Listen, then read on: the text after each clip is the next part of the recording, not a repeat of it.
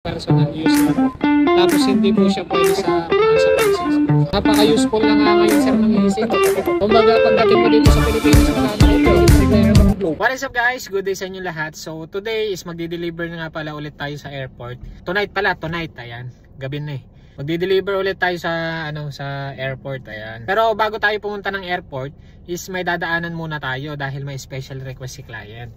Ayan. Katulad nga ng sinabi ko dun sa huli kong video is pwede yung mga special request na yan na pag-uusapan naman yan. Ang special request nga pala ni client is dadaanan yung family niya dun sa may Laguna. Medyo out of way yung tirahan nila client pero nag-adjust sila na at nagsabi sa akin na doon na lang daw sila dadaanan sa may Calamba, Laguna. Ayan, para along the way lang siya papunta ng airport. Ayan. Then update ko na lang kayo mamaya kapag na-pick up ko na yung family ni sir. Then diretso na kami ng airport.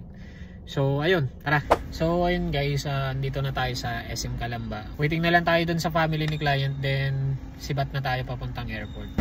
Tagal lang bus namin. Okay lang po yun. Anong oras po si sir? 10:20, pero hindi naman din sigurado makakagaano. Ano pa yun ma'am? Ang lapag niya 10:20, tama pa po. Pero may ano pa yun ma'am, isang oras pa po. Kaya nga, okay lang. Ayan, so ayun guys, dito na nga tayo sa airport. Ayun, nakababa na rin silang client. Sasalubungin lang si sir tapos i-discuss ko na yung mga kailangan nila malaman. Ayan, waiting na lang tayo sa kanila.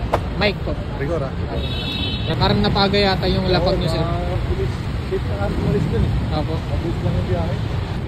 Ito po sir. Bakit na Apo. Diyan na lang sir, nakatagilid kasi itong buhatin ko na lang po. Kaya? I-explain ko lang sir yun. Dito na lang po tayo. Sir, before nyo i-sign, i-explain ko muna siya. Sir, rental period dito po siya sa inyo. Tapos name nyo, tapos address nyo po.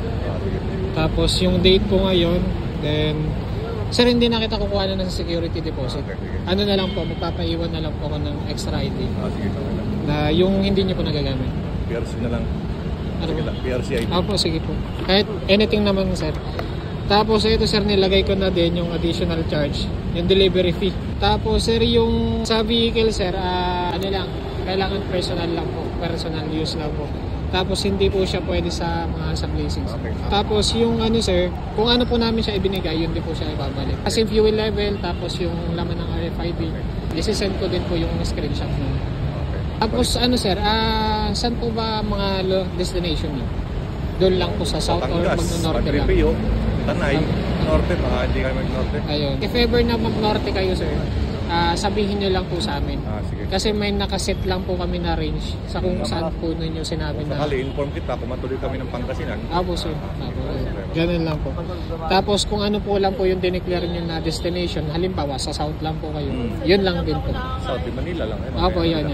Manila sir, ang coding niya is Tuesday. Ay, Monday pala. Ano yan, number 2. 2 po. Apo. Monday 1. Para Tapos sa damages sir, kayo po yung magiging liable. Okay. Halimbawa may mga scratches. Yung mga hindi na kaya ng hindi na kaya ng mapping ayan sir. Ano po yun sir? 25 per panel po.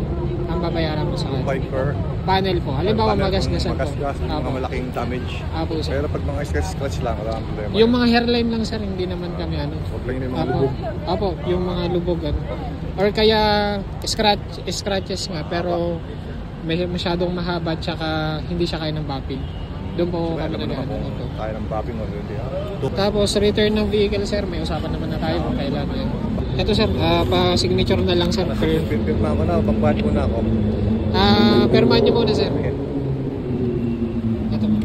Ang pangalan na? Pangalan po. Tapos ito, Laguna lang kayo. Apo, yung address niyo na lang.